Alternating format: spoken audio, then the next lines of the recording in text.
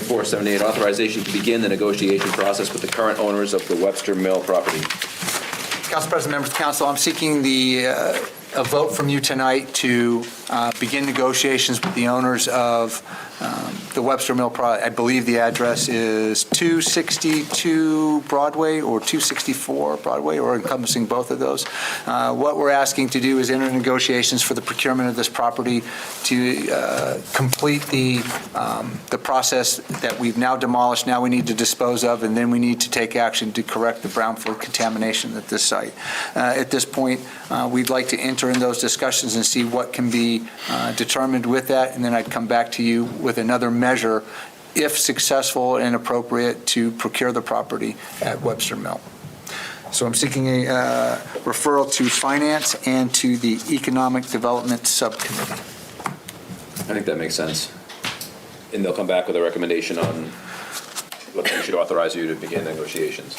Do you have a time frame in which you would like to have these committee meetings concluded in a recommendation? I would like to have this by the 1st of July, so within this current year, and that would give us plenty of time. One, to do the budget, to see if there's any capacities within the budget, and then also be able to return an action with capital improvement funds, if there are any available, or ARPA NEU funds, or whatever funding source that we can find. It also allows us to approach other folks for grants and opportunities to work this. And we do have the EPA revolving loan fund, which does have a timeline on it that, we would like to move on that and be able to use that in support of this as well. For both committees, probably economic development, but for both committees, the thing that really, Mike might have said it, it's probably written here, that concerns me about this is any risk the town takes on in terms of procuring a property that has, contamination, right? And just whatever, any dangers that might pose, risks, liabilities to the town. If there were any seepage and kind of liability that would put on us if it were to expose any other properties.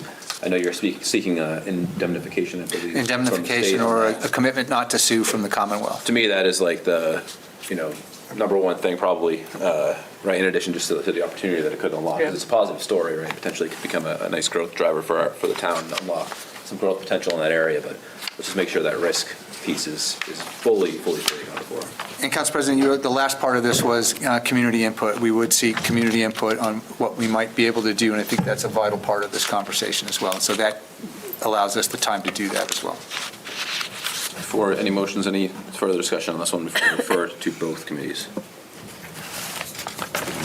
I make a motion to refer Resolution 2024-078 to the Finance and Economic Development Subcommittees. Second. All right, I have a motion from Mr. Simmons, a second from Mr. Logan for the dual referral. Is there any further discussion on that? They don't have to have it in any order at all. It's fine, yeah, whatever. All right, any other questions? They meet together?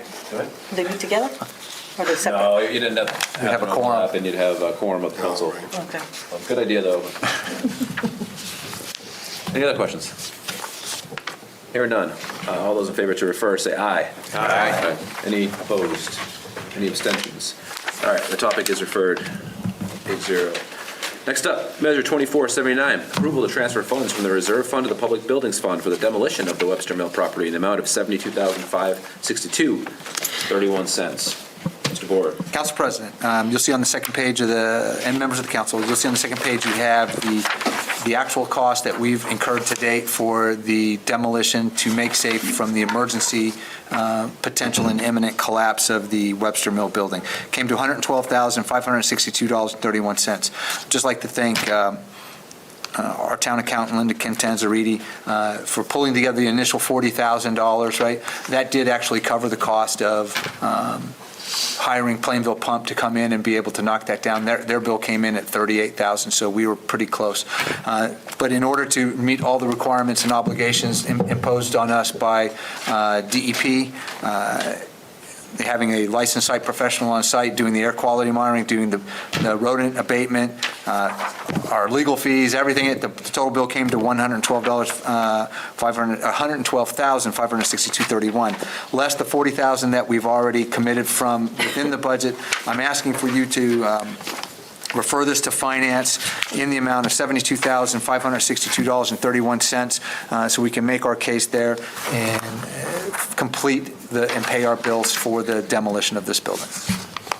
All right, thanks, Mr. Borg. Yep. I make a motion to refer measure 2024-079 to the finance subcommittee. Second. Motion from Mr. Simmons, a second from Mr. Bogan. Is there any discussion, Mr. Gould? I just want to make sure that we're squeezing the current owners for as much as we can out of them. I understand they said they're indigent through their lawyer. My experience has been if someone can afford to pay a lawyer, they can afford to chip in a little bit. If the taxpayers of North are covering for these people, we need to do everything we can to squeeze them. Councilor Gould, I absolutely I'm sure we agree. will. I absolutely agree, 100%. And with the previous measure, if that fails, we will lien the property accordingly, right? And we will begin that process regardless of that to ensure that the town finds some way to have these funds returned back to us for the cost of the cleanup. 100%, right? Lean?